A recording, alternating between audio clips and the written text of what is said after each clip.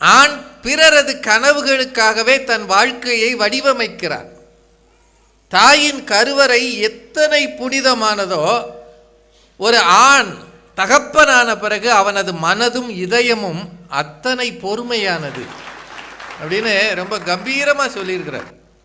எனக்கு ஆண்கள் அணியை பார்க்க பெருமையாக இருக்கு. பெரும்பாலும் ஆண்களை யாருமே பாராட்டுறது இல்லை. ஏன்னா சரியில்லை, உலகம் சரியில்லை.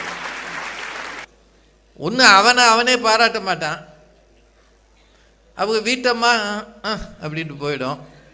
பயலுக்கு எப்படி பார்ப்பாங்க, இதெல்லாம் ஒரு உயிர்னு இருக்குவார். ஆஃபீஸில் என்ன வேலை செஞ்சாலும் பாராட்ட மாட்டாங்க. ஃப்ரெண்ட்ஸு அவன் என்னைக்கு பாராட்டுவான், மாப்பிள்ளை டேய் நீ எல்லாம் பெரிய ஆள் ஆயிருக்க வேண்டியவன்டா அப்படின்வான். அப்படின்னா என்ன அர்த்தம், இப்போ பிரயோஜனம் இல்லைன்னு அர்த்தம். அவன் நம்ம எடுத்துக்கலாம், மாப்பிள்ளை நீ எல்லாம் பெரிய ஆள் ஆயிருக்க வேண்டியவன்டா அப்படின்னு சொல்லும் போதே நீ இப்போ ஒன்றும் இல்லைன்னு சொல்லாமல் சொல்லுவான். இந்த மாதிரி யாருமே பாராட்டுறது இல்லைங்க. மாமனார் நம்மளை பாராட்டுவாரா? யாரும் பாராட்ட மாட்டாங்க. அவ்வளவு வைத்தறிச்சலில் இருக்கிற ஒரு நிலைமையில் வந்து கருணாநிதி பேசியிருக்கார் பாருங்க, அருமையாக பேசியிருக்கிறார்.